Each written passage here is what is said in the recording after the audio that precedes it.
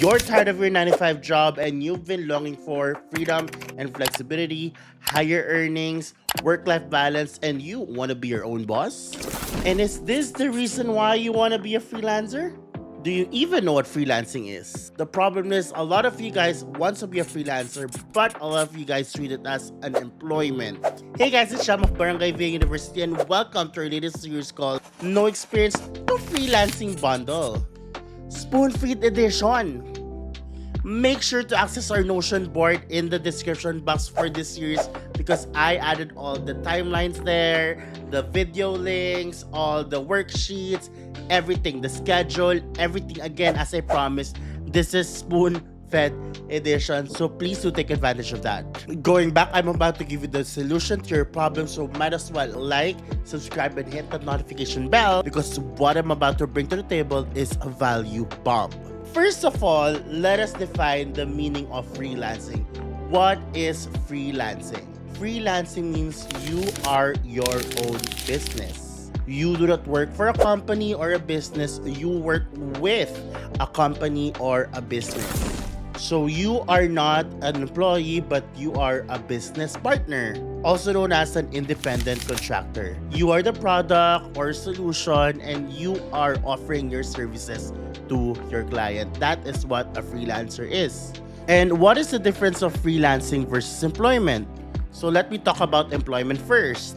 So when you say employment, you work under a company now, just like most of you right now watching this. You're stable when it comes to money or salary and benefits because, it's fixed every month or bi-weekly. You get this a certain amount of money and at the same time, you have this certain amount of benefit that you can get from your employment. You are just focusing on one department with just one focus and you guys have your own support team.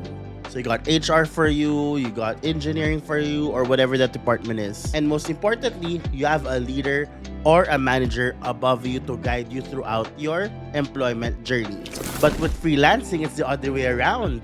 You work with a company, you are a business partner. It's unstable if you don't have the system because, clients come and go. And listen to this, guys. You take care of all the departments, okay? You market yourself, you get your own leads, okay? You onboard the leads, you do all the paperwork, everything. As a freelancer, you should be self-sufficient. You do all the things on your own and pretty much you lead your own business, which is yourself. You are your own business. Unless you have a partner or maybe you were able to scale your business and you have a team already under you. So my big question is, are you ready to be a freelancer? And freelancing is categorized into two, the traditional one and the digital one. When you say traditional one, it's the face-to-face, traditional freelancing. And of course, the famous one right now, which is digital freelancing, where everything is remotely done or online. And there's actually a third one, which is, hybrid. You can do both. I do both. Comment below if you want to be a traditional freelancer or a digital freelancer or a hybrid freelancer like me. Because if you want to be a freelancer, you have to have this business mindset, not an employee mindset, business mindset, okay? And when I say business mindset, number one, you have to be goal-driven. You should be focused on achieving clear and measurable goals.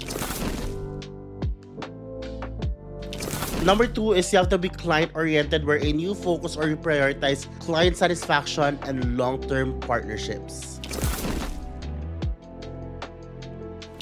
Number three is you have to be very, very confident. When I say very confident, meaning to say you are confident with what you serve, what you promise. At the same time, you know your worth and you charge accordingly. Number four, as a business or as a freelancer, you have to be proactive. You have to take initiative and stay ahead of trends. And that is the reason why continuous learning is very important and you consistently innovate as a business. Number five is you have to be very strategic.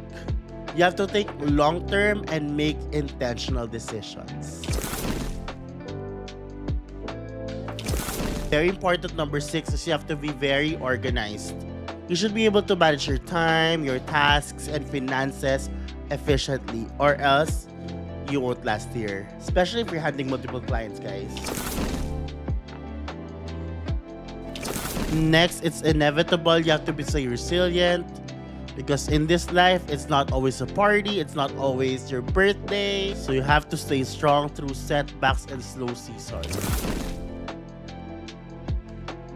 Number 8 is to be adaptable. You have to quickly adjust to the latest tools, trends, and services that people offer. You have to be on top of this, or else, okay, you'll be behind, you'll be left out.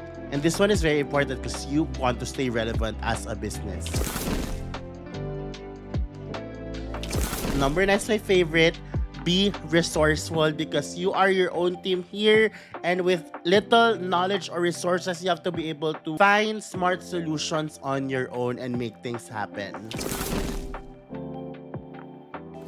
And lastly, be professional. You have to be able to deliver what you promised on time and in full. Communicate well and be consistent so you build trust. And this is also the key to be able to have longer work relationships with your client. As a freelancer, having this business mindset is a must to survive and stay long in this world. Like and subscribe if you agree, and comment below what you've learned from this module. Comment also what you'll start doing after learning all these. Again, everybody, learning is nothing without executing it. So start taking actions now, and you will be thanking yourself in the future. Have a great day, guys.